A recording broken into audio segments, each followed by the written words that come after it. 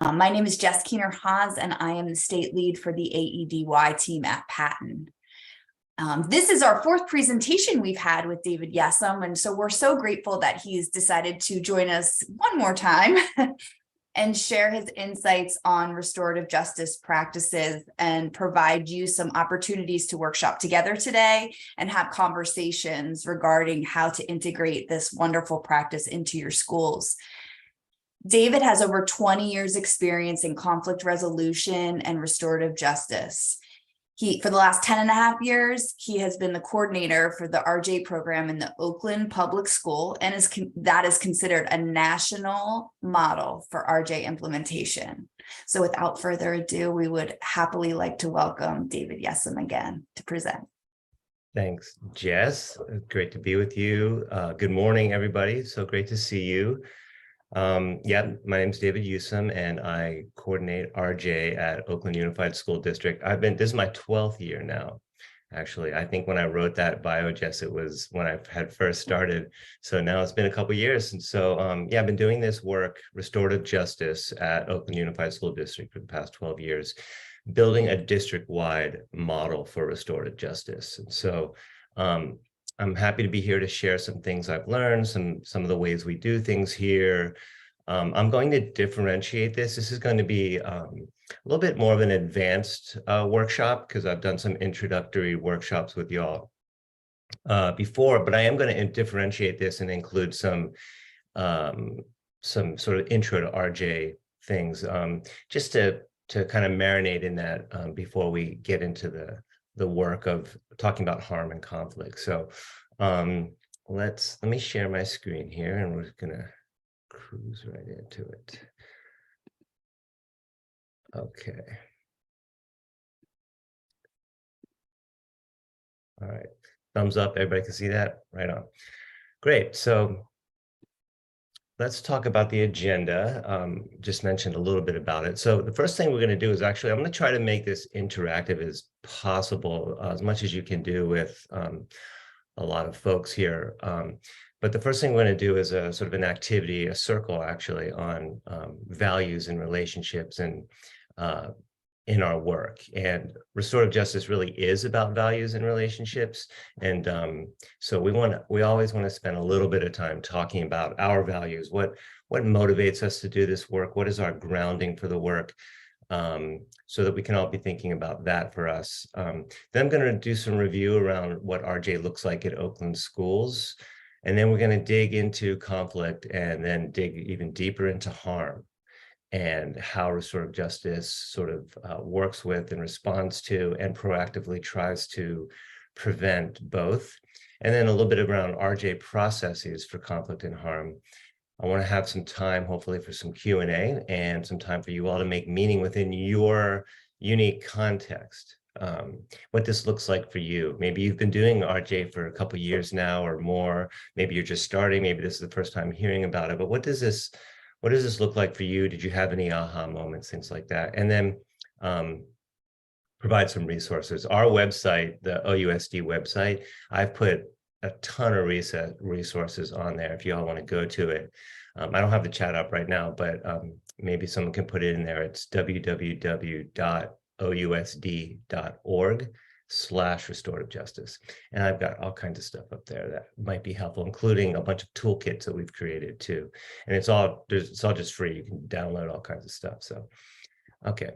So without further ado, the first thing I want to invite you all to do is think about the values that you hold doing this work. Now, maybe you're a teacher, maybe you're an administrator, maybe you're an organization that works within schools, maybe you're a parent. What's a value? And I just want to remind you all, a value is something you hold dear, something that's important to you, your family, your culture, where you're from. Examples of values are like respect, honesty, open-mindedness, non-judgmentalness, things like that. So I want to invite you to just think of a couple values, maybe 2 or 3 values that ground you in your work in schools specifically this year. And if you want, you can write them down. And then I want you to kind of pick two. The first one, I want you to pick a value that you've leaned on the most this school year, that you've really felt like you've needed this school year to make it to this point. And then one that you hold that's kind of been challenging for you, a value that's been challenging, something that an aspirational value, but that's been hard this year. And what I want to invite you to do, I'm going to ask our awesome tech support to put you into breakout groups of 4 people, 4-ish, and have this conversation. I'm going to ask you to do it in as much of a circle as you can, which would mean one person talking at a time, not, sort of bouncing around, but have an order and go around and talk about your values. Your 2 values, the one that you lean on the most this year, and then the one that you find to be the most challenging for you, and have that conversation one person at a time. And then we'll come back, and then I want to encourage you to put the 2 values in the chat. And you can even put in where you work, or where you're doing your work, what part of PA or what organization, in the chat as well. Excuse me. So I think we're going to give you, let's see, we'll probably, for 4 of you, I think we'll give you 8 minutes to do that. So 8 minutes to win it. And let's go ahead and do that. Thank you all for participating in that activity. I hope you had a rich discussion with your folks in your circle. And I know we have a lot of folks here, but first I'd like to just share my 2 words, and then I'm really curious if there's anyone that wants to share with everyone what their 2 words were and anything about that.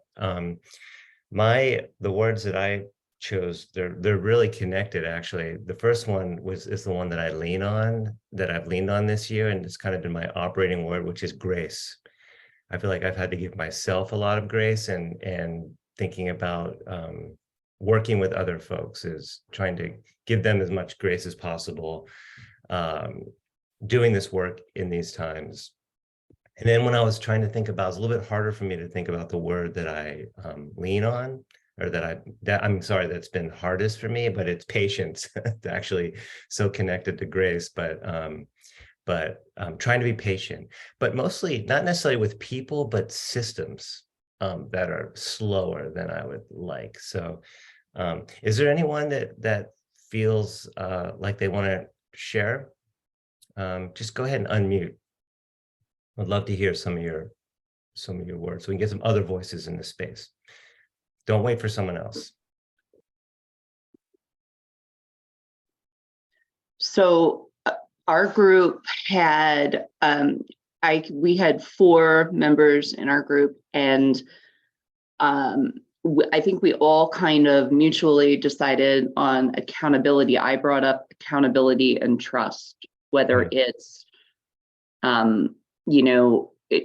finding being held accountable between staff members or teachers or specialists, or if you're more in the mental health, behavioral health, social services realm, accountability that you're going to do your job, you're going to show up, you're going to do your job effectively, efficiently, and be there for your client or your student.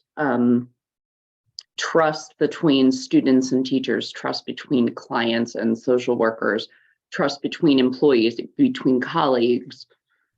And then they came up with adaptability was one, as well as growth, whether it's self-growth or growth of, your team, your students, your clients, your growth is a big one. If you're feeling that there is some sort of growth, then that's a good value to hold and to improve. And adaptability, we all have to be adaptable. And you used the word differentiate earlier, and that's something public educators hear all the time, constantly, within the past decade especially. We have to differentiate everything and be adaptable. So adaptability is one. So hard to do too. Thank you so much for Thank you. bringing your values into the space. RJ, restorative justice, the way we do it in Oakland, we almost always cover our values in our circles, no matter what kind of circle we're doing. We talk, before we get into the conversation, we talk about what are our values, what are our shared values, what are our personal values, because it creates a foundation for a conversation that can be much more rich. People tend to be a little more vulnerable after they talk about their values. Is there maybe one other person that would like to share their values that they thought of? I can, I was actually with Corey, and I guess what I'll share is, I originally had said growth. So I moved from being in a school counseling role to a training and consultation role. And it's really pushed me outside of my comfort zone, which is something I wanted. So I had said growth as being something that I struggled with, but maybe it would be more appropriately categorized as grace, and just giving myself grace in this new role. There's some things I'm very comfortable and competent to go out and confident to go out and do. And then there's other areas where I feel like I'm being looked to be the expert, and I don't feel as though I am the expert. So grace might be something to lean on.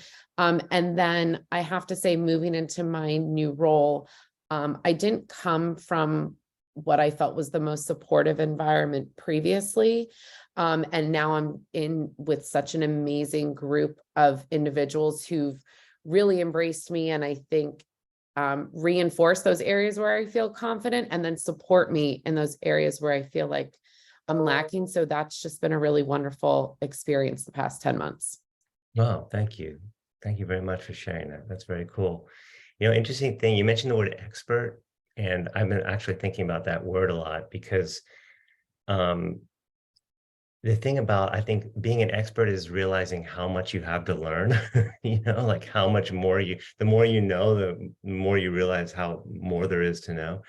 And I think in terms of like teaching someone something, like you just kind of have to know, you don't have to be necessarily an expert, but just know a little bit more than the other person that you're working with. Like you can all both be learners along the way, right? So I kind of like looking at it like that. But thank you so much for participating in that activity, and I hope that was helpful for you all. And now we have some good values that have been put into the space, and I'm just going to share my screen here. All right. Okay.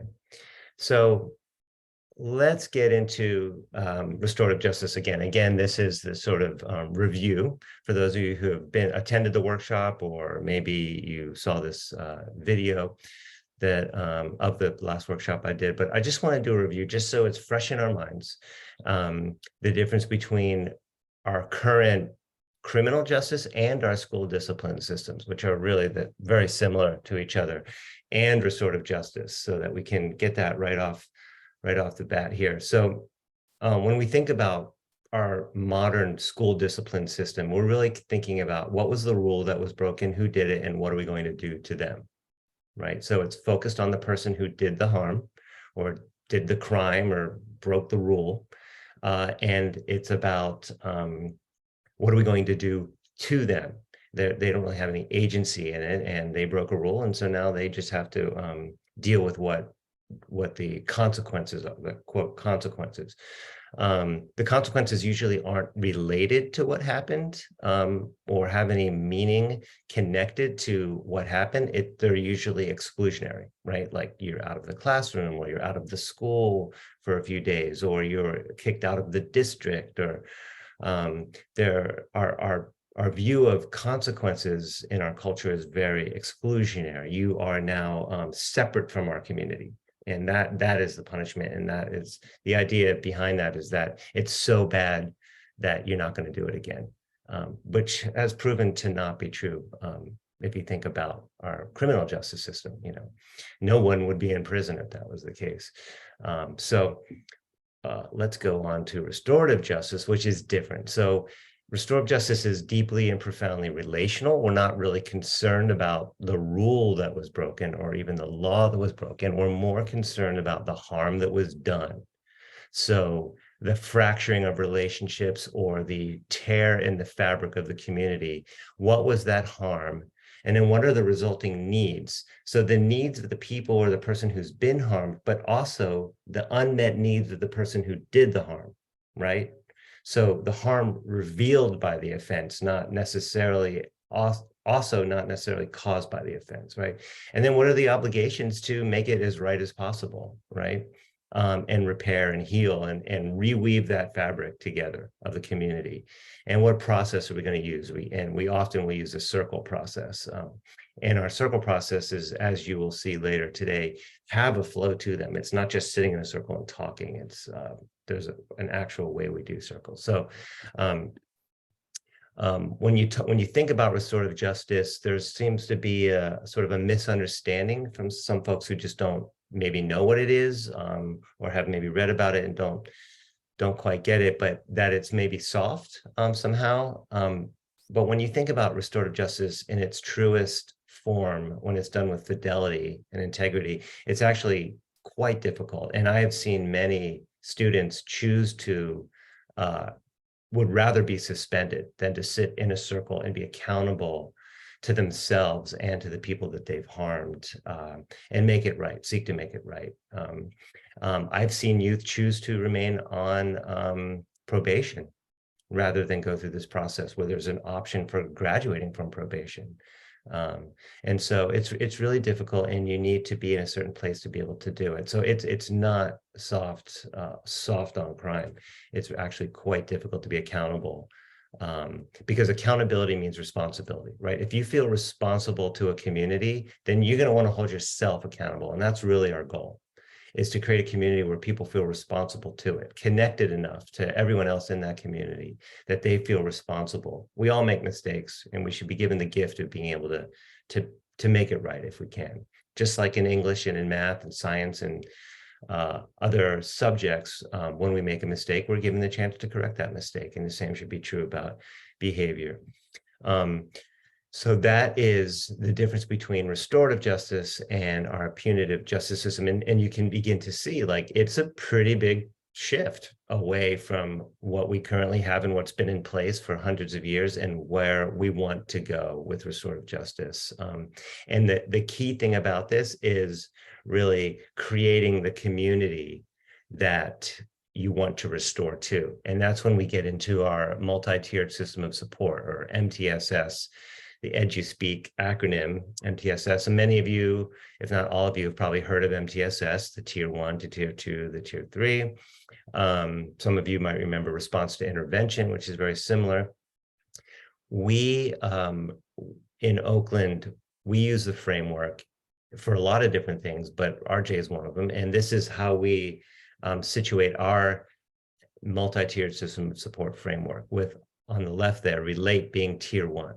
So we want, like I said, we want to create the community that we would want to restore to, which means a community that feels connected, where it feels like there's love, where it feels caring, where people feel welcome, where social and emotional skills can be practiced, developed, learned, and then used to engage with the curriculum, where we focus on relationships, where we want to create the environment for teaching and learning before we begin to teach and learn. So that's most of the work that we do. If you go to our schools in Oakland and you want to, see RJ in action, you're most likely going to see a circle where people are just talking to build community, playing games with each other. We play a lot of games. We make it fun.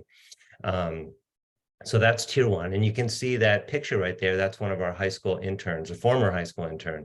She's now at UC Berkeley, doing a circle at an elementary school. And you can see those pieces of paper down there in the middle of the circle on our centerpiece.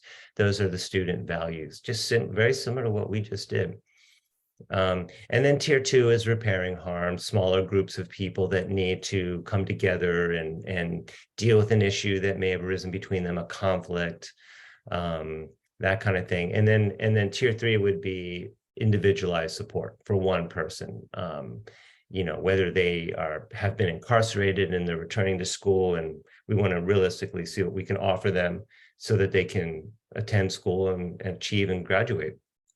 But individual support, if someone lost a loved one, we want to do a circle around them for that kind of thing. So this is our MTSS framework within the restorative justice philosophy and what it looks like and how we break things down, knowing that these are sort of three compartments to a much more holistic philosophy of working with people rather than doing to them. So hopefully that's helpful for you all as we navigate through here. And now I want to show you this quick video. It's not too long. It's shot on a phone. So it's, you know, it can be a little shaky, especially towards the end. But I wanted to show it to you because this is Mr. Lane, who when the video was shot, he was a principal at one of our middle schools.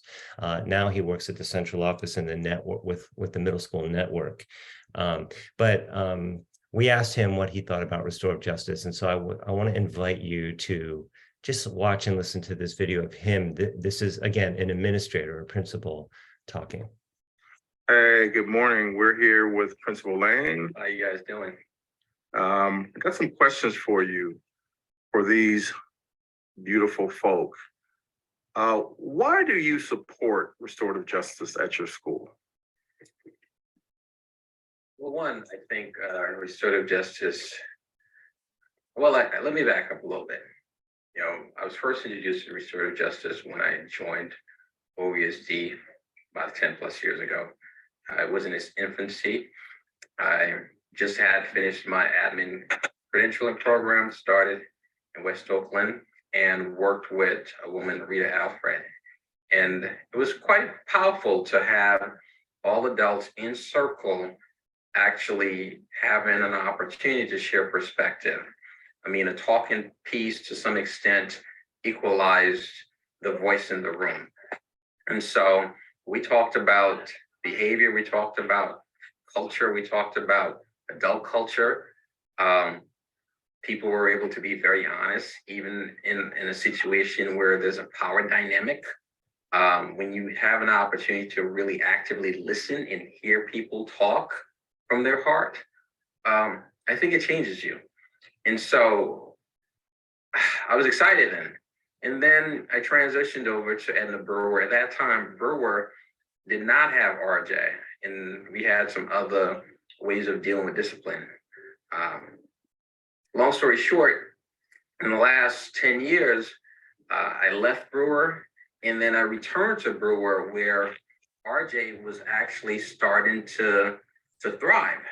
And so it was exciting to come back to an environment that, you know, was familiar with something that I had experienced as a novice leader. And so I knew that it was a good fit because I knew what the values were. I knew what the philosophy was. I knew what the impact would be. And so coming back to Brewer in a situation where it was starting to become robust, it was easy for me to be like, you know what, I'm going to put 100% behind it. I really believe that RJ, it's not a discipline process, though it helps support discipline. It is just, you know, a way of being, a way of thinking. You know, I certainly believe that as educators, we're not all about pursuing academics excellence and ensuring that students continue to thrive academically, but we're also about the individual person and the socio-emotional piece. And so for me, the work is, yes, let's push students to pursue academic rigor, but let's work to make them better individuals. And a part of becoming better individual is giving them the tools to be able to engage each other, interact with each other, and be able to solve problems, all right, as best as possible. And problems in ways in which, you know, you're working to heal harm and make other people feel good, right? And help others. And RJ at Brewer has certainly helped in that regard. Okay, so I want to encourage you to think about what you just heard and how that impacted you, what you thought about when you heard Principal Lane talking about, from the administrator perspective, why restorative justice is important to him and to have it in his school. And we're going to move into this next very short video of a program that we had launched last year. And this is just to give you an idea what RJ can look like. Last spring, we decided to work with our what we call expanded learning, which is basically our after-school program, to train high school students in restorative justice practices, Circle. And they did Circle with them, with the other students in their school, but then they also went to local elementary schools and started working with the students at the elementary school. So high school students going to local elementary schools, doing circles with the young people to engage in their leadership and that way. And so I wanted to show you this video so you can see what peer restorative justice can look like. And then we're gonna go into breakout groups briefly just to talk about these two videos. Our first discussion round question is, who's a friend that you can always go to? My name is Makari and my friend is Manaya. She my friend because she nice to me and we kind of like to sing and we be playing the same games and stuff. And yeah, we like close. Friends are really important. That's why I was the one that chose that topic. And we also play games with them. So, you know, that shy kids or like, you know, we could all get comfortable with each other. There's really no way to teach when there's a lot of conflict going on and when there's just no relationship between peers and teachers. Them and the same with the teacher asking, heck, if a student's having a rough day, they can, if you have a relationship with them, you understand like, oh, was that what your big brother wants you to do? Or how would your mom want you to deal with that situation? But you can't just approach a student without knowing anything about them. Respect the talking piece, speak and listen with respect, speak and listen from the heart, remain in the circle and honor privacy. They came in and just did a tier 1 community building circle, just relationship building. You say something that applies to you. Like you could say, I love my neighbor. Do you take a shower? You can go, I love my neighbor who took a shower this morning.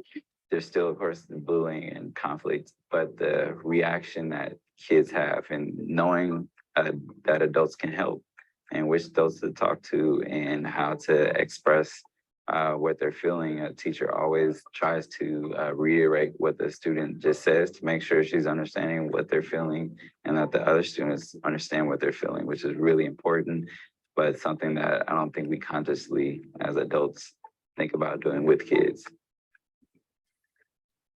Our first discussion round question is, Okay, so thank you for watching those two videos. Hopefully you remember back to the first one too. And we're going to put you into breakout groups again, this time for probably about 4 minutes or so in groups of 2, maybe 3, but 2 or 3 people. And I want to invite you to think about these questions in those videos. What was familiar to you? Like when you heard Principal Lane speaking and when you saw the students engaging in restorative justice with younger students, was anything new or did it raise any questions for you? Or what did you resonate with? And we will put these in the chat here. I'm gonna grab them. Okay. And put them in the chat. There we go. And we're going to put you into those breakout groups and give you about 4 minutes or so to have this conversation, and we'll come back after that. So I hope that was a good conversation. I'm really curious if there's folks that want to share out. And again, you're the one that you've been waiting for, so just don't be shy.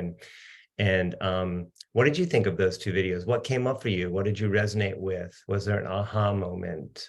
Is there something you're just like, I don't know how we can even begin to start this kind of work? So anyone feel like speaking into the space?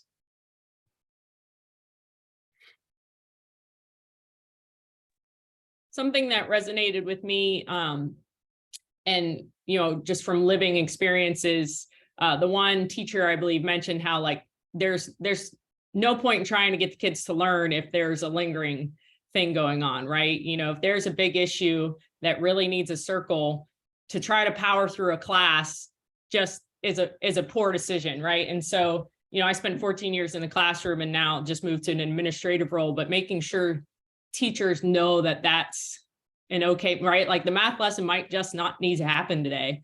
That restorative circle, that circle up time is going to do far more good than trying to power through and catch it later. Like, so that was something that resonated for me from the video. When he said, I was like, oh yeah, that is total truth and important to remember.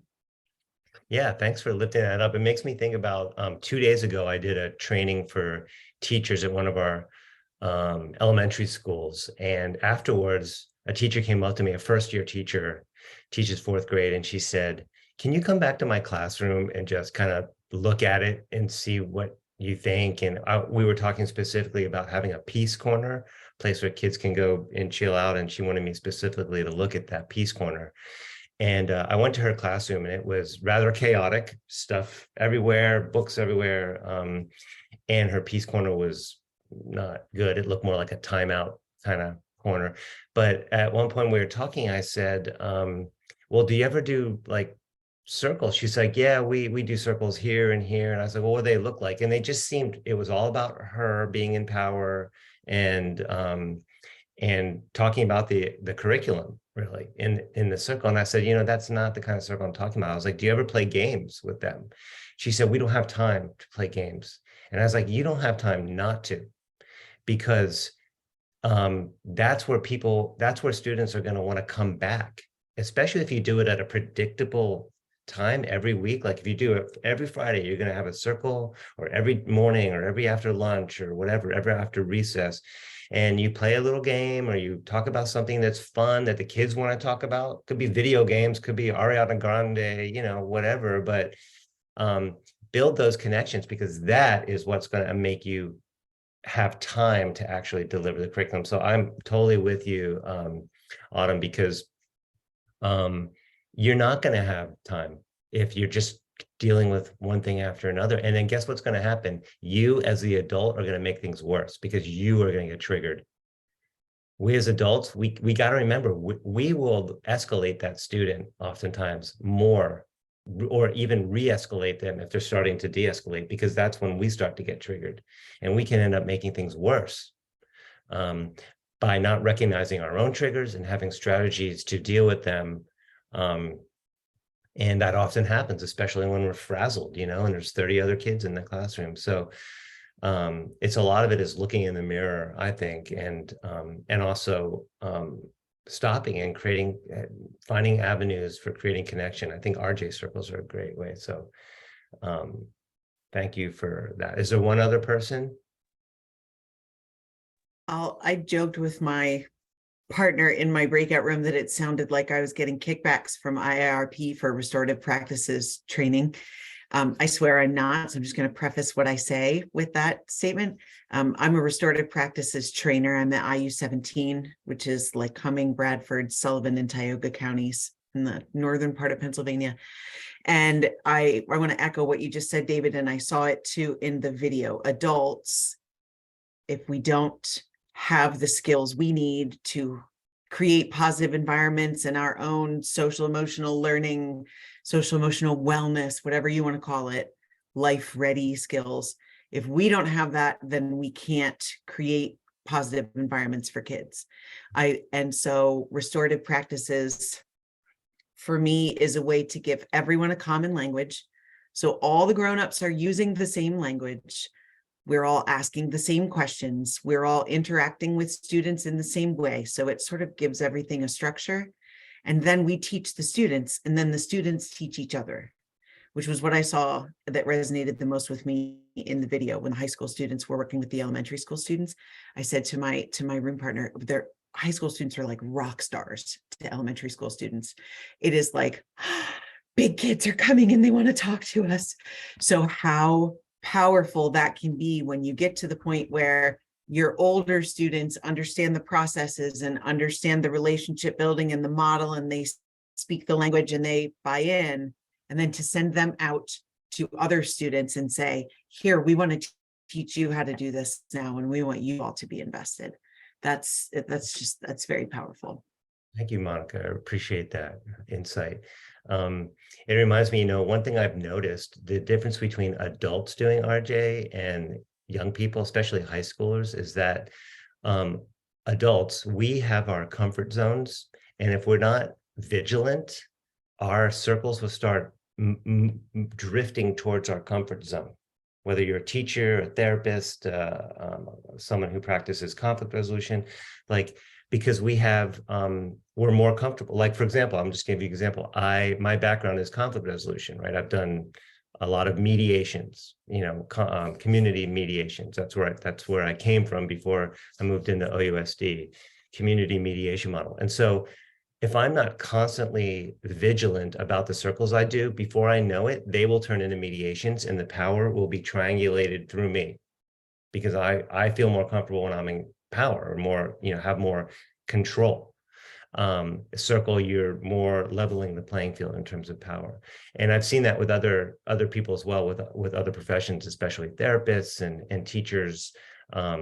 And so I've noticed that's the thing with adults, is that it takes a lot of coaching, a lot of holding ourselves accountable to the fidelity of what the way a circle should be, where if you're a circle keeper, you ask a question and then you don't talk again until it comes back to you, And what I've noticed about young people is they don't have that sort of comfort zone of things that they used to do, their previous job or their thing in their life. If they learn RJ, it becomes their comfort zone. Like, it becomes what they want to see. And so when it comes to fidelity, it's youth that really hold the adults accountable. Like, I've seen students in class say, excuse me, we didn't go over our values, we forgot to do the values round, or how come we didn't go over the guidelines, things like that. And so that's just something I noticed. I think that's just super interesting, is that if you give this to youth, it's theirs. Like, they don't have to wait for the expert anymore. If you give it to anybody, it's theirs. They can drive it, and they do a great job of it, and they love it, because they feel like leaders and empowered by it. Okay, so thank you everyone for participating in that. Thank you for those of you that shared out, and we're going to move forward now, and we're going to get into conflict. And we're not going to get into conflict, hopefully, but we are going to talk about conflict. Conflict arises, that's fine, it's normal. So what is conflict? It's normal. It's something that, as long as there are human beings, there is going to be. And there's nothing wrong with it, although we all tend to hate it, and try to avoid it as much as possible. We find it very uncomfortable and awkward. But it will always be here. And so really it becomes then how we respond to it and how we try to prevent it in the first place, right? And really, if you think about conflict, it's about needs and values. When we feel that our needs are not being met, whether they actually aren't being met or they're perceived to not being met, or our values are in discord with another person or group of people's values, that is where conflict emanates from. So that's kind of the basis of what we're about to talk about. And so I'm gonna stop sharing my screen in a second, but what what we're gonna do is a little activity, and I'm gonna have two volunteers, and I'm gonna have them, one of them think about a dog. So if you're going to be the volunteer, here's what you're going to do. You're going to be thinking about a dog, and I'm going to have the other person think about a cat. And then I'm going to have them talk to each other, and we're going to manufacture a little bit of a conflict and see what happens. Okay. So let's see, I want to get a volunteer. So if someone can use the reaction to raise their hand or put a thumbs up, if you want to be the volunteer to think about a dog, could be any dog, could be Snoop Dogg, your dog. But let's see, somebody raise their hand. You're going to be the volunteer that's going to be thinking about a dog and talking about that dog. Don't be shy.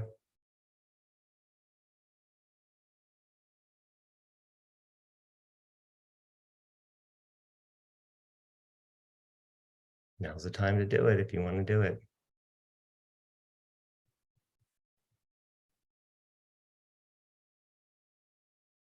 I mean, I'm fine doing it if no one else wants Thank to. you. Awesome. So you got the dog in mind that you're going to Sure, talk about? Okay. Yep. Okay. So who wants to talk about a cat? Could be Doja Cat. Be any cat. Could be Garfield if you remember Garfield, but it could be your cat at home. Just want you to talk about cat. Who's that going to be? I'll take the challenge. Okay, awesome, Lori. So we got Lori and Autumn. So Lori and Autumn, we are going to have you both unmute, which is, sounds like you're not. Okay, and Lori, you're going to be talking about a cat. Autumn, you're going to be talking about a dog. And when I say go, I want you to do that at the same time. 1, 2, 3, go. Ginger is the most adorable little golden doodle. I had Belongs him to from my the parents. kitten. She weighs about 12 pounds. So She turns in 1 the- next week.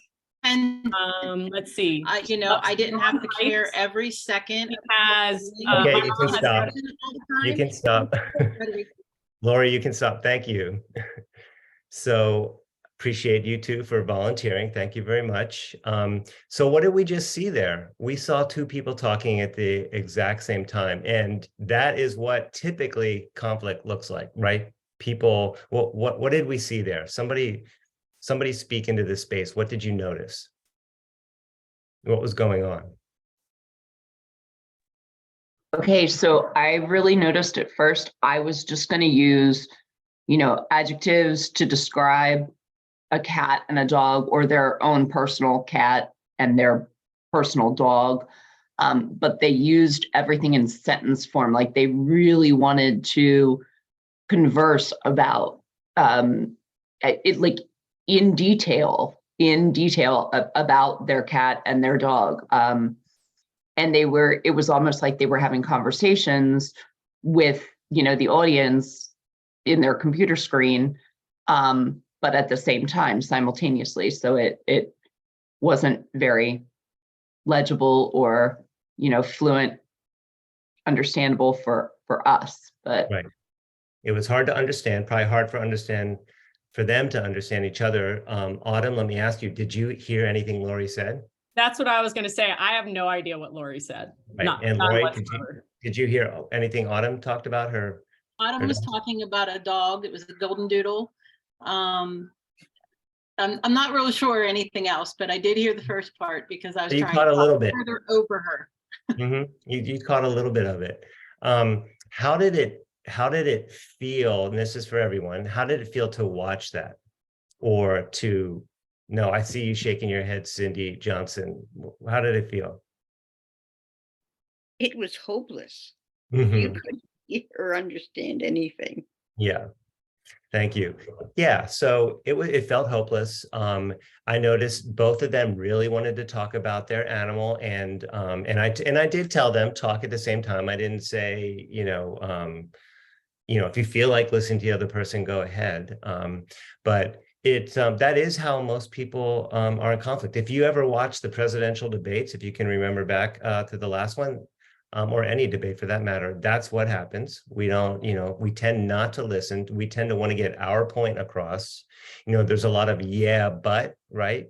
Yeah, but this is what I'm saying. And which negates everything they're saying when you say that to a person.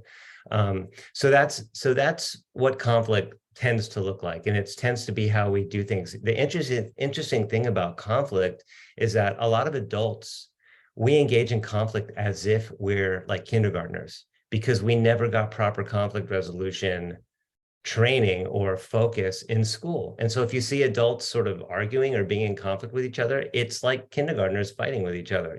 We just kind of maintain that into our adulthood.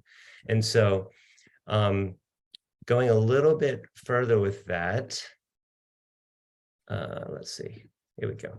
I want to talk about our different styles that are based on how we respond to conflict. Now, we engage in conflict differently based on all kinds of factors. There is who we're talking to. There is the time of day we're having this conversation. There is whether we ate before or not. Maybe we're hangry, right?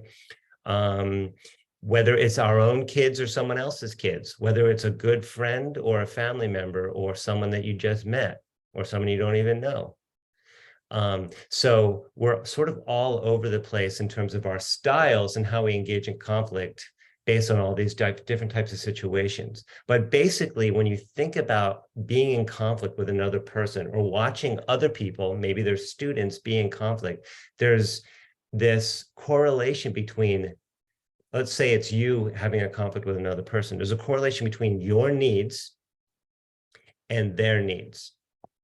And so when you're thinking about conflict styles, the first one would be like avoiding, right? And this would be characterized by like, I'm not dealing with this.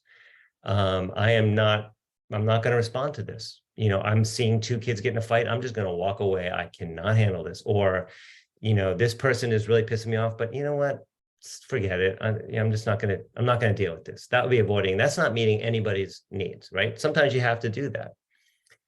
The next one would be competing. That's kind of what we just saw with the cat and the dog, right? So this is where I don't care what they say. I'm talking about my dog.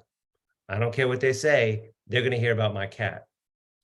The problem with this is you don't get to hear what the other person is saying because you're competing with them to get your needs fully met, which is actualized, which is to say what you need to say. So that would be competing. And that's the conflict that I just set up with our two gracious volunteers, which is to have them compete with each other. That's the kind of conflict that you just witnessed. But then there's accommodating. We may have seen a little bit of that where one of the volunteers was like, I want to hear a little bit about what she's saying, so I'm going to stop talking. And I think I heard golden doodle, right? So there was a little bit of accommodating. So I let go of what I needed to say in order to hear a little bit of what they needed to say. So we were accommodating them. But what accommodating does is lowers our needs getting met, right? And some people completely accommodate and just, I've done this activity in person many times, and I've seen people just stop talking because they just, I can't compete. I just, you know, I want to listen because that's my style, my conflict style, right? That's their conflict style. So the next would be what a lot of people think is the goal, which is compromise. You know, so if you're fighting over $1, look, I'll tell you what, you take 50 cents and I'll take 50 cents. And the thing about that is we both get kind of what we want, but not fully what we want. So our needs are sort of met, but not fully met. So when you are helping two students and you have them compromise, which is a perfectly acceptable thing to do sometimes, they're not fully getting their needs met, but they're getting a little piece of what their needs are. That's compromise. But perhaps the goal, and it's not always easy to do this, or maybe it's not even appropriate sometimes, would be to collaborate. And that would be fitting the restorative justice philosophy of working together for a win-win situation with each other. And the perfect example of this, and I can't do this because we're not in person with each other, but it's an activity I'd love to do, is I'll split the group in two, and I'll tell one half of the group, and you can do this with your students or with the staff at your school if you want. I'll tell half of them, I'll take them into a different room and I'll say, you're going to negotiate for this orange with the other group. And we're just going to pair people one-on-one with each other. And you need the orange because you need the rind to synthesize the oil from the rind to make a medicine that is going to help the youth of your town. And then I go meet with the other group and I was like, you're going to negotiate for an orange with the other group, just one person in the other group. And you need the juice from inside that orange to synthesize a medicine to help the youth of your town. And then I bring them together and I face them off, you know, one facing the other. And I say, okay, go. And they negotiate and they are all over this chart. Some people, I've even placed an orange on the ground between them. And I've seen one person grab the orange and run out of the room. Right? Like, I'm getting this orange. I don't care what you say or what you're dealing with, right? Other people are just like, just take the orange. I can't handle this. I can't deal with this conflict. But then there are always some people, and it's a smaller percentage, that will figure out like, wait, you need the rind and I need the juice. All we have to do is peel the orange and I'll give you the rind and then I'll take the inside for the juice. So let's collaborate and we can both have exactly what we need. And they figure it out. And oftentimes that's true with a lot of conflicts because it's about our needs. And if we're not talking about our needs, but instead just talking about the issue at hand or the what our side is, we're not getting to that space of our needs and the ability to collaborate, right? So this can be really helpful for you when you're in a conflict with someone to think about, or you just had a conflict with someone, to think about afterwards when you've sort of de-escalated a little bit, like, well, where was I on here? Was I competing? Did we end up collaborating? Did I compromise? Am I avoiding it altogether because it's just too uncomfortable? Did I accommodate them, that just give them, okay, fine, go ahead, you can have it or whatever. So this can be really helpful when watching students in conflict. You can kind of figure out where they're coming from and hopefully try to move them towards collaboration and figure out what their needs are, or at the very least compromise. Okay, hopefully this is making sense to folks. Now I want to talk about another issue about conflict, and that is perspective. So here we have J-Lo and Drake, and they are hanging out with each other, and the conversation comes around to fish, and they both say, oh, I like fish. And then J-Lo is thinking about a fish to eat on a plate, and Drake loves his fish tank, his aquarium. And now you can begin to see where the conflict can come into play, right? Because when they're talking about fish and they're both assuming that the other is talking about what they're thinking about, that can be conflict because it's about perspective and people's truth. And so Drake's thinking about fish in an aquarium. In fact, I don't know, it's probably not true, but maybe he's vegetarian. Maybe he doesn't eat fish at all. J-Lo loves fish on a plate, dead as can be. And neither of them shared that. And so now they're in conflict about when J-Lo's like, you want to come over for fish, and Drake thinks he's going to see an aquarium of living, vibrant fish, and it comes over to fish dead on a plate. So this is just a silly example of perspective and people's truth and how conflict can happen. Have you ever gone to a movie with a friend and you walk out of the movie and you thought it was a comedy and they thought it was a horror film, and it was the same movie?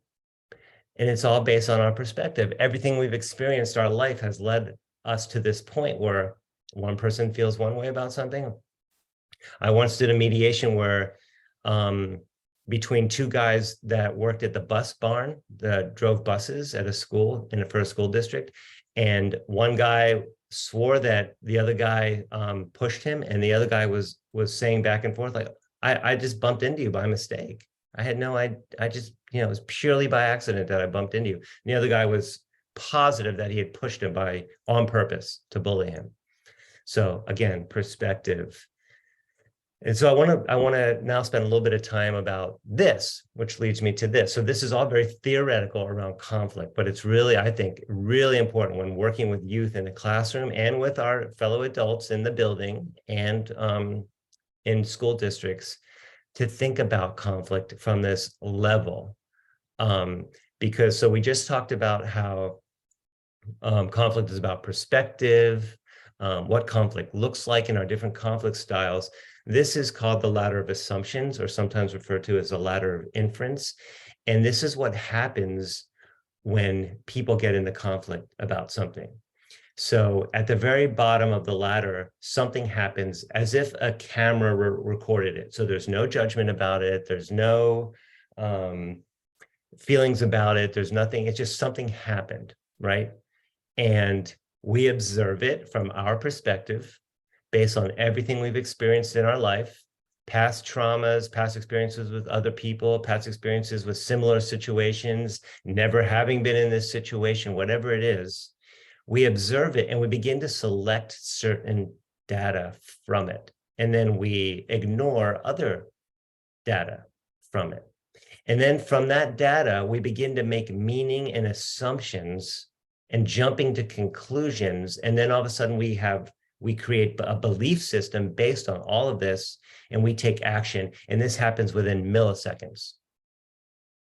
This can happen really quickly. So if something happens and before you know it, we're taking action at the top of our ladder based on everything we've experienced. And our experiences in life can be vastly different. And so you got let's say two people are in conflict. You got two people at the top of their ladders yelling at each other. Okay. And our job as people that are not in the conflict is to walk them back down to the thing that happened. For example, if you've been bitten, let's just keep up the dog metaphor. If you've been bitten by a dog recently and you're walking down the street and you see a dog running towards you, you may take action based on the fact that you're freaking out that you're going to get bit again. But if you haven't had the experience of being bitten by a dog and all your experiences with dog is just these cute, cuddly, loving beings that they are, then you're going to be like, inviting the dog to get pet, perhaps. And those two actions can be very different based on your perspectives. And so same things with youth in the classroom. Everything they've gone through in their little lives up to this point is going to inform the actions that they take. Whether I, grab the toy truck from you and hit you with it, whether I say that's mine and take it, or whether I won't lift my head up off the desk, whether I throw the Chromebook on the floor, whether I incessantly tap my pencil without stopping even when you ask me to, when I run out of the classroom and elope from the building, all those things are based on our past experiences and including things that might trigger us, okay? I'm hoping this makes sense to all of you, but our goal is to walk people back down and find out what happened and figure out the needs from there, okay? So what I'm gonna do is I'm gonna actually skip, okay, let me go back. Okay, I'm gonna skip to this slide and then go back. So this logically then leads us to the place of how do we do that? How do we do that? So let's talk about it. And I'm not going to say it's easy to do, and it takes practice, and it's a muscle that needs to be built. But let's think about what conflict looks like. There's the issue, right? The thing that we're arguing over.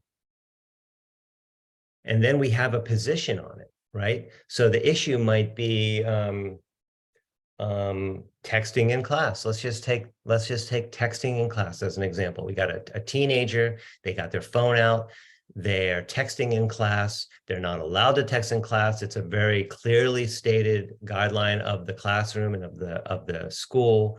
You cannot have your phone out and text in class. The issue is between you and them. Let's say you're in a conflict with them. The issue is that there's no texting in class. That's the topic. The position is you as the teacher are saying no texting in class. That's the rule. The student has a position of why they're texting in class. Could be because they feel like doing it. Could be because they have to text their mom to remind them not to pick them up because they're going to a friend's house after school. Who knows why? Then there's the interest behind that position. Now we're digging a little bit deeper, right? So we got the topic, we got your side, and then the interest is why it is important to you. Why is it important to you as a teacher that a student not text in class? And why is it important for that student that they do that at that moment? What is their interest in doing, bringing out their phone and shooting off that text? Right? And then at the bottom of this is the needs, right? Which are basic human needs that need to be met. So let's just walk through this. Here's what it looks like. The issue is the topic. It's just whatever is causing the conflict. Cell phone in class being used. Position, you need to stop using it. The student, I needed to use it. the interest. Why is it important to you? Why do you care about this?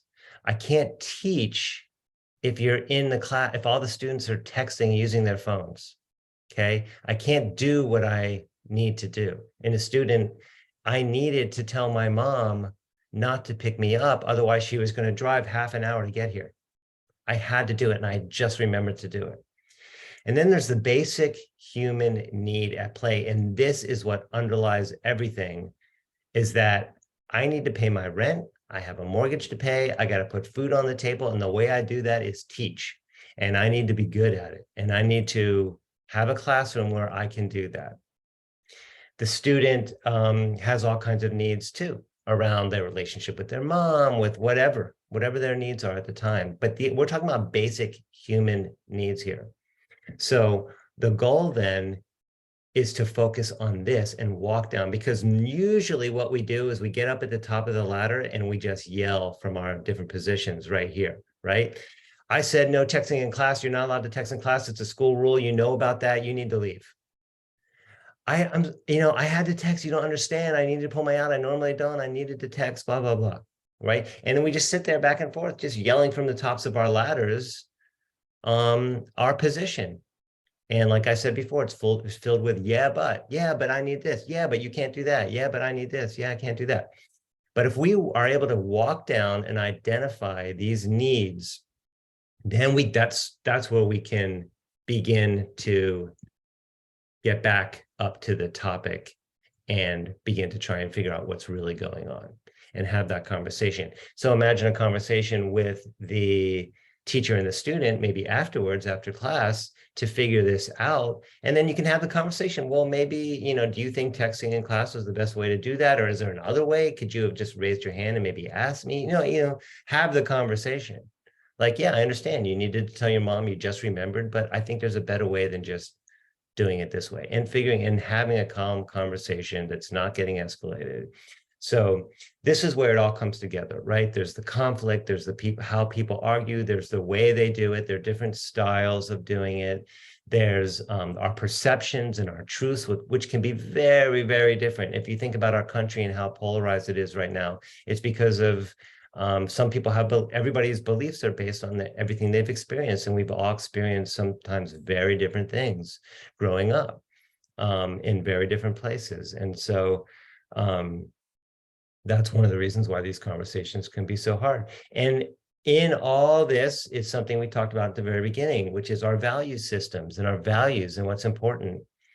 But the interesting thing about this is that no matter where you go in the world, if you're talking to human beings, we almost always will say the same values, and we all have the same needs. So when you walk down to this, they're almost always going to be the same, the needs or our values motivating. It's the issues and the positions is where we start to get tricky. Okay, so I'm really hoping this makes sense to people. And now I'm gonna go back to this last. Let's see. Okay. All right, so I'm just going to stop for a second and just check for understanding. I just went over a lot of conflict theory, a lot of philosophical stuff. Is there anyone that has any questions that I can help clarify?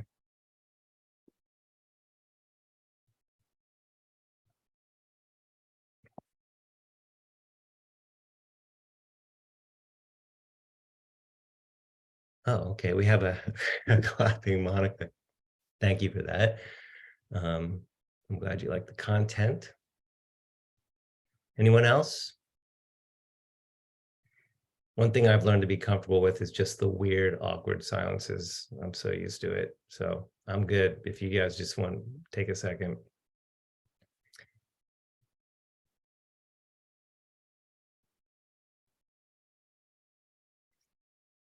Okay, no questions? No clarification needed. Everybody's good. We're all conflict resolution experts. We're going to talk about harm. Now, this is going to be interactive, and it's going to be a solo experience. And so I want to invite you to get a piece of paper and a pen or a pencil. So if you don't have one with you right now, go ahead and get up and grab one. And I would love for you to draw lines on your paper just like this. So split the paper in half and draw a line down the middle, and then a line sort of at the top with a little bit of space up at the top. Okay, so I'll give you a few seconds to do that. Because right now we're going to be talking about harm. We talked a lot about conflict just now, what it is, what it looks like, the different styles, the perspectives, how to walk it back down, what's really going on, needs, values, and now I want to talk about harm. Okay, so you got your piece of paper, you've drawn your T. Now on the left-hand side of your paper, I want you to think of a harm that you have experienced. Nothing huge. We don't have therapists on hand for you at the moment, so maybe a 4 or a 5 on a scale of 10. Think about what you needed at the time that you experienced that harm and put that on the left-hand side of the paper. And when I want to encourage you to think about what you needed, not what you wanted. For example, if you think I needed a hug, well, why? Why did you need a hug? Because I needed to feel loved. Okay, well, there it is, love. I needed love, right? So I want you to think, if you think of something, ask yourself why, and maybe there's a deeper need there. Okay, so I'm going to give you a little bit of time. Think about a harm you've experienced, about a 4 or 5 on the scale of 1 to 10. What did you need at the time? Write those needs, because there's multiple probably, on the left-hand side of the paper. Chart them.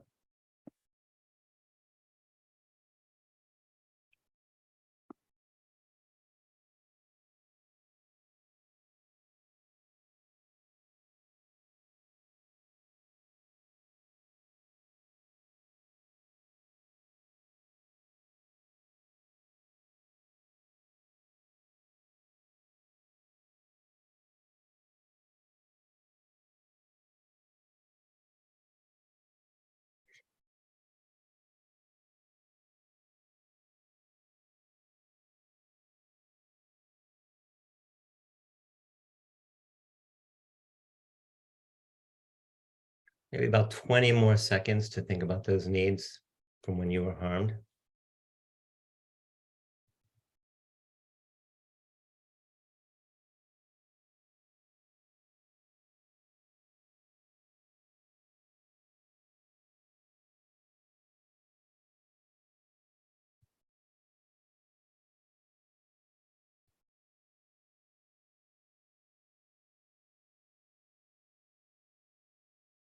Okay, wrapping up. Okay, so thank you for doing that. You should have at least one need written on the left-hand side of your paper, if not multiple, maybe 4 or 5 or 6 different needs that you had at the time that you experienced a harm from another person. Now, on the right-hand side of the paper, I want you to think, and this may even be a little bit harder, think of a harm that you have done to someone else or to a group of people. What did you need at the time when you did it? I'm And sorry, put that what on side of the right-hand side paper? of the paper. Pardon me? What side of the paper? We're going to put that on the right, on the other side of the line.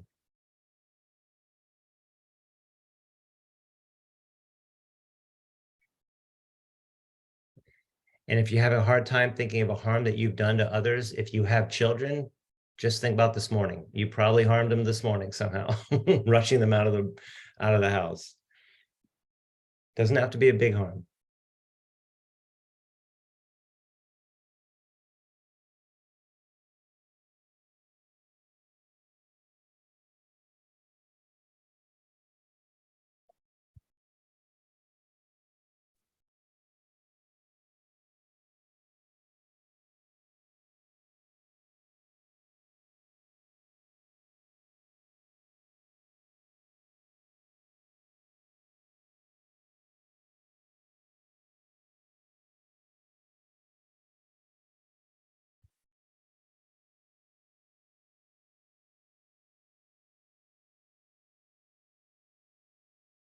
Again, if you're not sure if it's a need, ask yourself why. Should be a basic human need.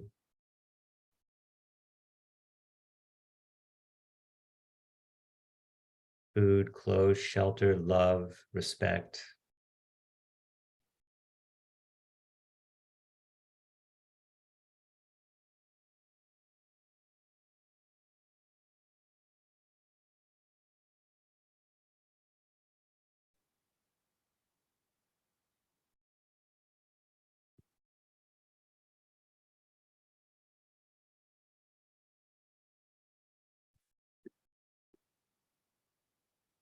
Okay. Wrap it up. About 15 more seconds.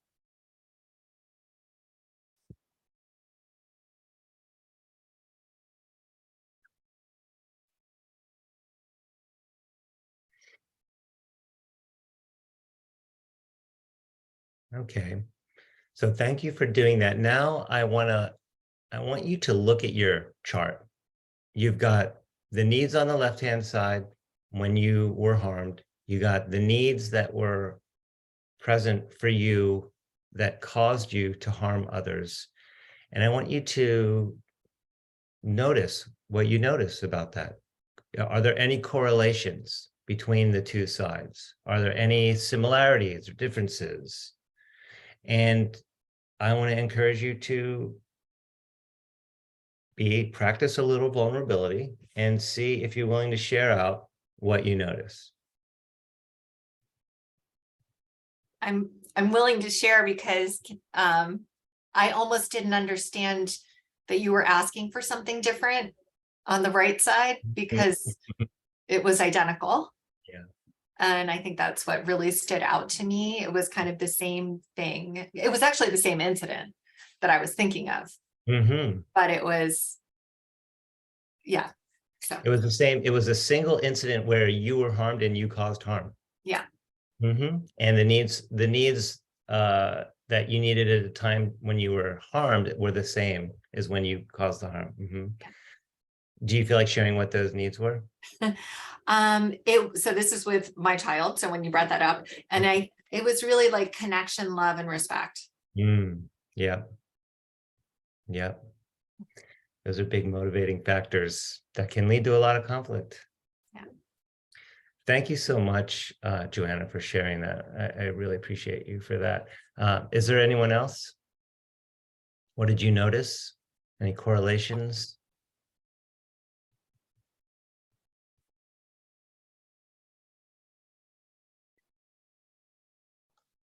I noticed that on both sides of mine, it was like a need for my feelings to be heard or considered, like in that moment, that my feelings were valid on both sides, I guess, from when I had harm caused to me, but then also when I caused the harm.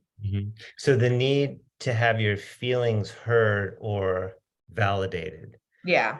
And the reason you needed that, the reason you needed to have your feelings heard is because you needed to feel respected as a human being. Yes. Yeah, the respect. Yeah. That was your basic need. And so feeling disrespected is feeling like you're not being validated and you're not being heard. And a lot of times in our society, you know what is similar to disrespect is humiliation. When people feel disrespected, they feel humiliated. And do you know that humiliation is the #1 precursor to violence? When someone feels humiliated, they're much more likely to become violent. And if someone feels disrespected, they're more likely to feel humiliated.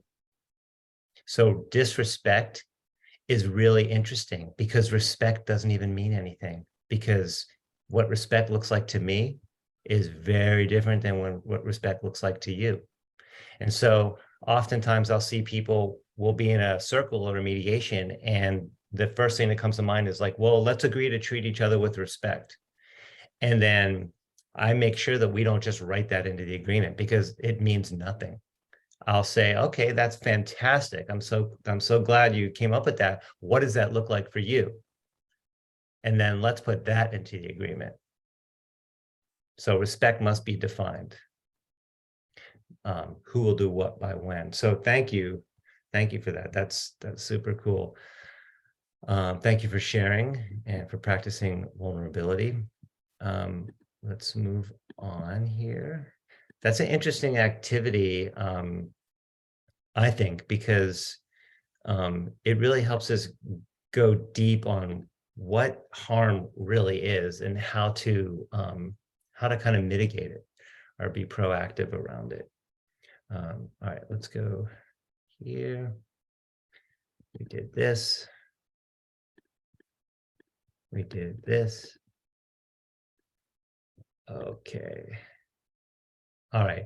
Now, some of you might remember this from a previous webinar that I did, but I wanted to bring it up again because now I want to kind of get into the process. So we've talked about conflict, we've talked about harm, what it is, how to be proactive. Now I really want to encourage you to think about what an active process, what needs to be part of a conflict resolution process or a process for dealing with harm. And the most crucial component is the prep work with the parties individually prior to getting together. It is the key. You never want to bring people together without prepping them first, if they've been in conflict or their harm has been done. And I see that happen all the time at schools where they're just like, let's just bring the two people together, and you have to talk with them separately, and you have to wait for them to de-escalate. You cannot have a conversation about conflict or harm with people who are still hot, including yourself. RJ is not a de-escalation strategy. It is a proactive strategy, and it is something that you do afterwards when everybody's calmed down and you want to talk about it. There are other strategies to use when people are escalated at different points of the escalation cycle. And I went over those at the last webinar as well. But the key, if there's one thing you take away from this part, the key of a good conflict resolution process or a good circle process, RJ process, is the prep work. And oftentimes it takes longer than the actual process itself. Sometimes you may have to prep students multiple times or adults multiple times to really make sure that, number one, it's appropriate to even bring them together. If people aren't going to be accountable, or if they're going to use the opportunity to bully someone more, then no, you don't want to bring them together. But you want to, you can look over here on the left-hand side. You want to set a tone of trust. You want to kind of get a better understanding of what's going on. You need to figure out who the stakeholders are. So many times I've been in a process where there's what I would call the ghost in the room, which is the person everybody's talking about, but they're not there. And so you want to make sure that you don't have that ghost in the room. You actually have the person there. You want to be able to explain the process that they're about to get into. And this is why it's so important to practice tier 1 circles in your classroom or in your building or with your staff, because that is going to be the foundation that you build on. So the first circle a student or anybody should be in should not be a circle around harm or conflict. They should know what it looks like based on their experience in the classroom or in the staff room. They should have already been in multiple circles to build community. So then they build off that. They have knowledge of that. They know when they walk into a room and they see the chairs in a circle, they know what's going to happen and how it works, that you use a talking piece. You want to make sure that they understand that. You need to allow people to vent and get their story out and even figure out what their story is. And they do that during the prep when you talk with them. You want to make sure, maybe even first and foremost, that people are going to tend in good faith to work something out. And then we're going to get into the restorative questions and other things in a minute. But as a circle keeper or as a conflict resolvent, as a facilitator or a mediator, you need to be not neutral, because we're not robots. You need to be equally partial. So that means you advocate for both people or all parties to have a process by which they can work together and come together to collaborate to figure out how to resolve this or how to heal the harm that's been done. So I hear sometimes people talk about third party neutral person. No, we're not neutral. I've never, ever done a restorative justice process where I didn't agree with one party over the other. It's just because I'm a human being. But what I do is I practice equal partiality. I have to have an unwavering belief in the process to know that it works. Even when I'm scared, I'm not sure if it's going to work or anxious about it. And this is really can be difficult, is I have to be open to whatever the outcome is. Of course, I can help them reality test any agreement that they come up with, but it's their agreement, not mine. I'm not the one that says, here's what you should do. I'm the one that provides a space for them to figure it out on their own. And I can help them do that by having them listen to each other, by reflect back what they've heard, by understanding their needs, and moving towards some kind of resolution or agreement. And so this is why prep work is so important. And then prep leads to the circle or the mediation, whatever process you're going to use. And then you're going to, maybe there'll be an agreement. An agreement is never the goal for me. Agreement is something that happens if the parties want to. The process is the goal. To experience the process is the goal. And oftentimes that's enough.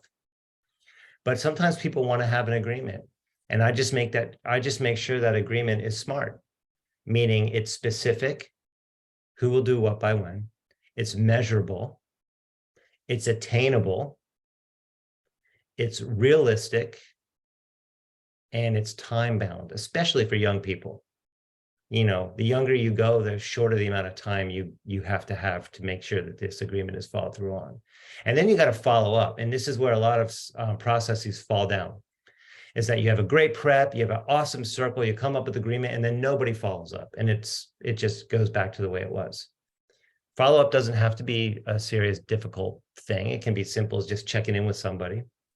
But you have to follow up, and you should determine in the process who is going to do that. Who's going to be the person that does the follow-up, and what's it going to look like? So this is what the whole process looks like altogether. Prep, do the circle. If there's an agreement, you come up with it, you make sure it's realistic, who will do what by when, and then you have the follow-up. And then sometimes you may need to do another circle. You may need to amend the agreement because some part of it's not working. Okay. And so let's look at what the flow. Well, first of all, let me stop sharing for a second. Are there any questions coming up for people about what I just went over? The flow of the circle, of the whole process. David, I have a question. Mm-hmm. In the description far over to the left at the bottom, it said use ears. I was not in any of your previous webinars. So is that an acronym for specific steps? Yes, I'm getting to that soon. So thanks for bringing that up. That's going to be a good segue. I'm going to get to that in a minute. Okay, thank you. Thank you. Anyone else?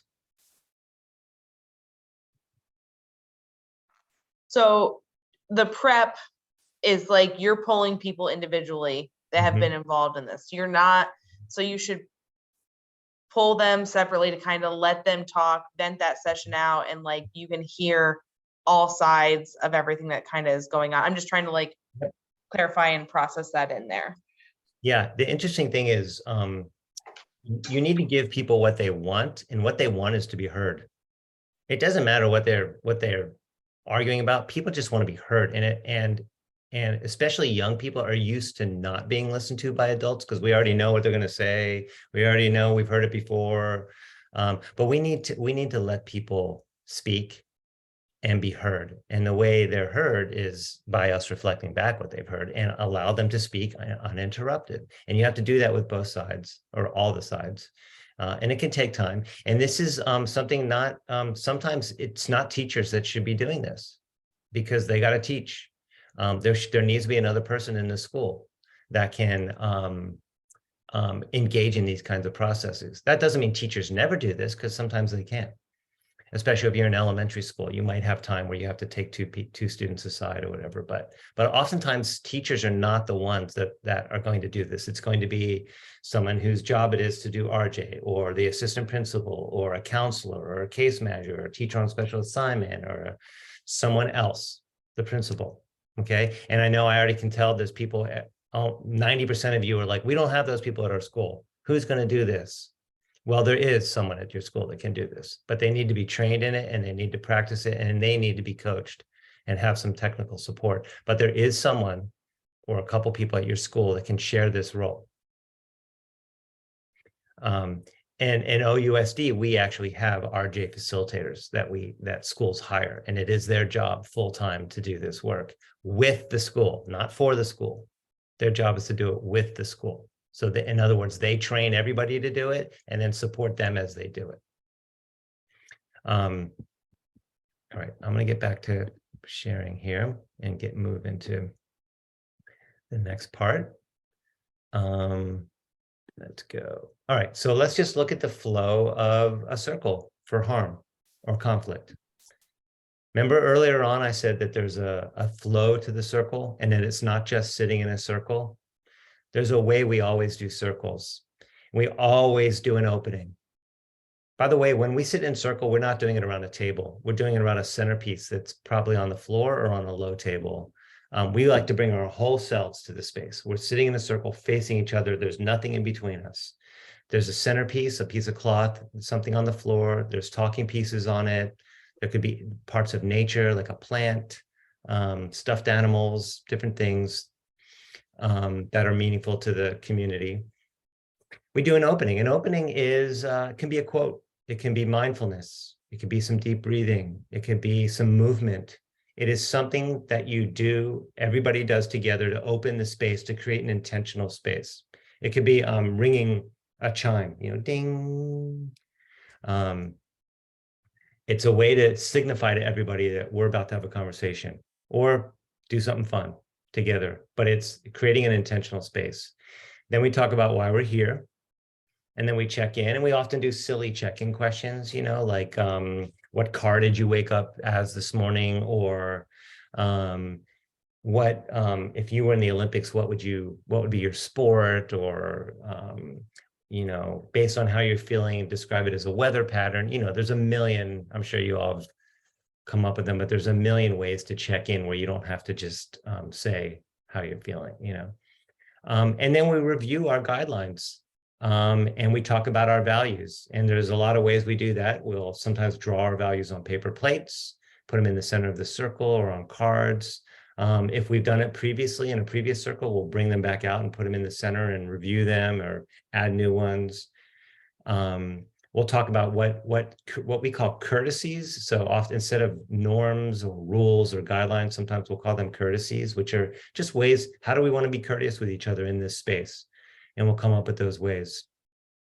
Oftentimes we'll use these ones: respect the talking piece, speak and listen with respect, speak and listen from the heart, remain in the circle, mentally, and honor privacy. Those are it. And then sometimes we'll invite additional ones. And then we'll have the conversation that we need to have. And if it's around harm, we'll use what we're about to get to, which are the restorative questions, and we'll use our EARS, and that's an acronym. And then we'll create an agreement, just like I talked about earlier. We check out, how was that? How are you feeling now? And then we close. And again, could be a quote, could be some breathing, could be anything that we all do together. So that's what a tier 2 circle looks like. It's the exact same flow as a tier 1 circle, a community building circle, except for the questions are different. The guiding questions for how we talk about the conflict. And obviously the people are different too. So I want to show you something. That's a tier 2 circle. This is a tier 3 circle. You might notice they look almost exactly the same. Tier 2, tier 3. So the difference between a tier 1, a tier 2, and a tier 3 circle are the questions you ask. But everything else is pretty much the same, the flow. It has a flow to it from opening to closing. Here it is again. Here's a tier 2 circle. The guided discussion is going to be different, and it's going to be based on prep. Tier 3 circle, again, a tier 3 circle is supporting an individual person. And the questions are more around support. How are we going to support you? What can we realistically offer you to succeed? So those are the, and honestly, to really go deeper on this, you're going to need like a technical support. You're going to need an in-person training to experience this. And to really learn it and practice it and to understand what it is. And then after the circle, and you're going to have, I think you might have access to this afterwards, so you don't have to, write everything down, if I'm not mistaken. But then afterwards, you might ask yourself these questions. If you were the circle keeper, was the prep work sufficient? Was there a ghost in the room, or was everybody that needed to be there? Were you able to improvise? Because this is like jazz. There's a structure, there's a melody, but there's a place where you're going to have to improvise, and you're going to have to go where the circle needs to go, and it might not be according to your agenda. If you did it with another person, a co-keeper, how did you work together? Did people feel safe? Not necessarily comfortable, but did they feel safe enough to express their truth? Is there anything that needs to be addressed afterwards? Like, I've done circles with groups of people, and it's very clear that 2 people within that group need to have a mediation. Like, they need to work something out, right? Where you did it, was it appropriate? Did it feel like a good space to do this kind of thing?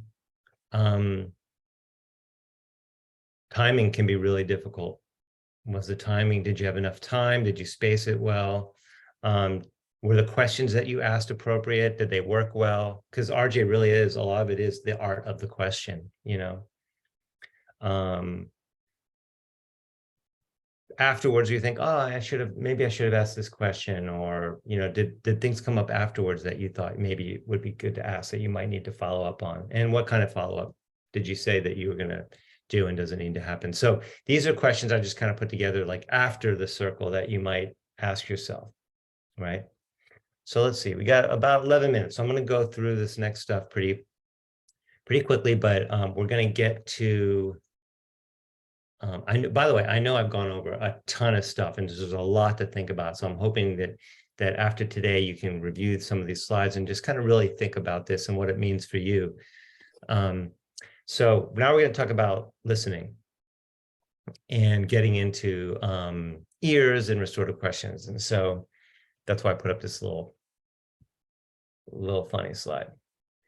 Where do you see yourself in 5 years? I'd say my biggest weakness is listening. Okay. Let's move on. All right, so you want to know what ears was. Here's the big reveal. Here's what ears stands for. Ears is effective communication. Ears, if you practice it, means that you will be having effective communication with the other person, or helping 2 other people have effective communication. And what does the E stand for? Empathy. To empathize.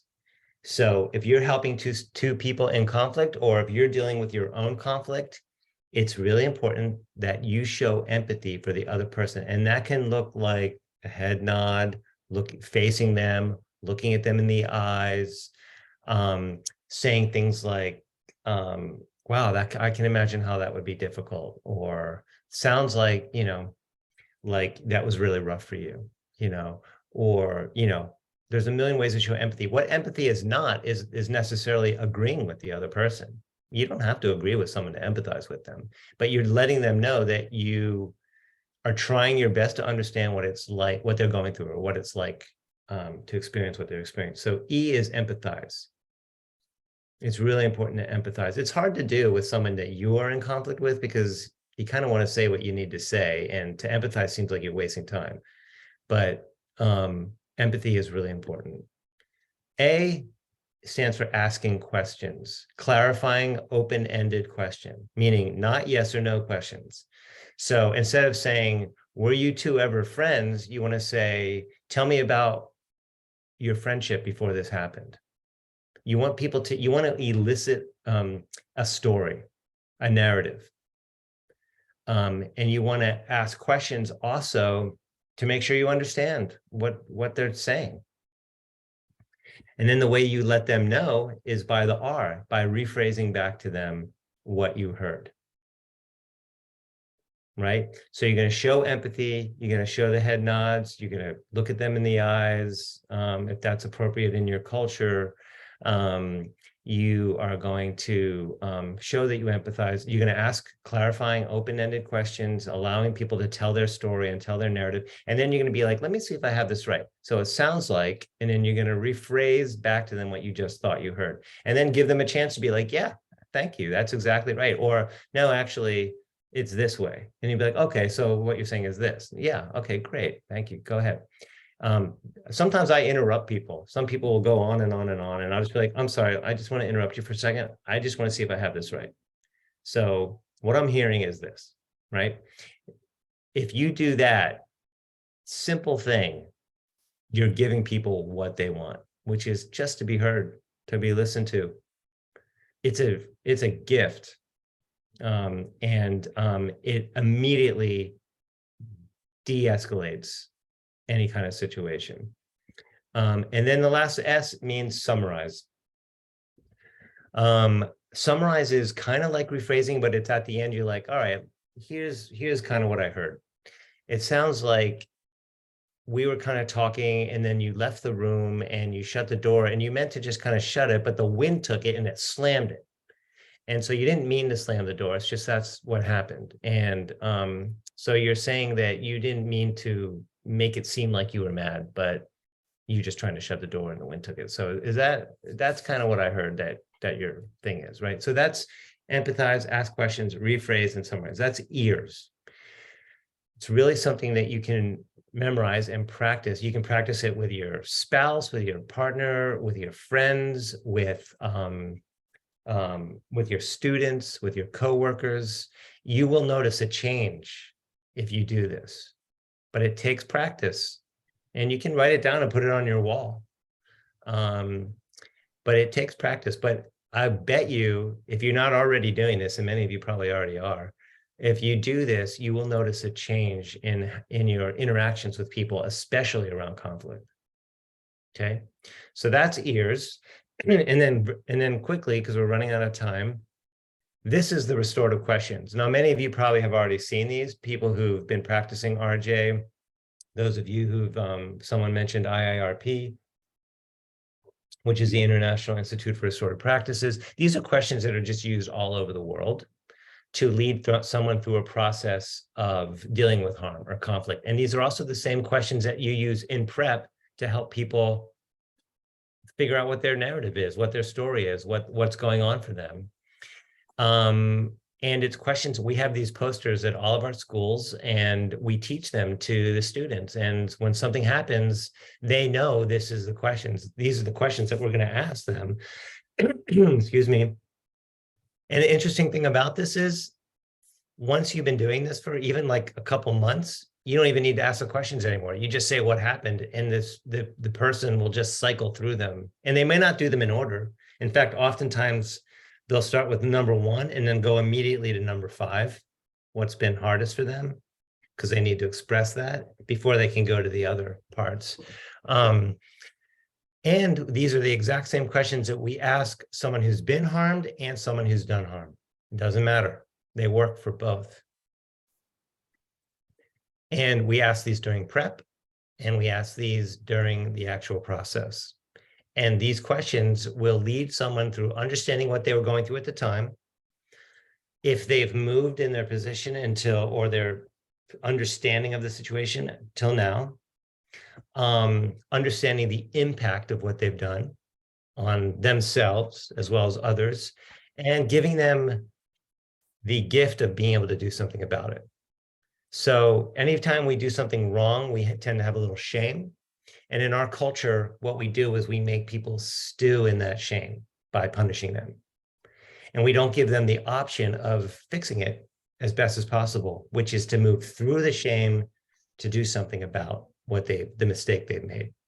And this is the chance to do that. That's the restorative questions. And we could do a whole 2 hours on this right here. This takes a lot of practice, but practice this. Practice this with another person, could even be a friend. Just think of a conflict that you're in and not necessarily with that person. And then practice asking them these questions and see what it's like. What I've heard people say, and what my experience has been, is that it feels really good. And it's easy to figure out, to then move through it to what needs to happen to make things right. Okay, so the last thing I want to do is I put together a little toolbox. And these are some things that I have been thinking about, and I have a few minutes to do this, so I'm going to research. So when thinking about conflict, you always need to pay attention to the racial and the gender dynamic and other dynamics that are at play that are probably there. They are implicit, but maybe absent. And think about them and be transparent about them as much as possible, especially in prep. Can you think about, one question I might ask someone is like, can you think about maybe what kind of privileges at play in this conflict? Or do you feel like this conflict is racialized in some way? I also have this acronym that I use.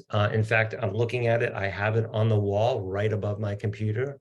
So I look at it all the time, and it stands for, why am I talking? Some of you might have heard that, but that's really helpful for me, especially in meetings, because I want to make sure I'm not talking if I don't need to, getting myself in trouble. And then instead of saying, yeah, but, if someone's talking and you say, yeah, but what I'm saying, you've basically just negated what they've said. Instead, try and at the same time, which is basically allowing their truth to exist at the same time as yours. And what it does is makes them so that they will not get defensive. It lowers the defenses. Then the next is ears. We just went over that, using ears. You want to attend to conflict before it turns into high conflict, which is the us-them binary, right? And I see that all the time at schools, because as adults, we tend to sweep our own conflicts under the rug so that we can work with the youth who we're passionate about educating. But what that does is conflict is like whack-a-mole. If you sweep it under the rug, it will pop up and manifest in a worse way later.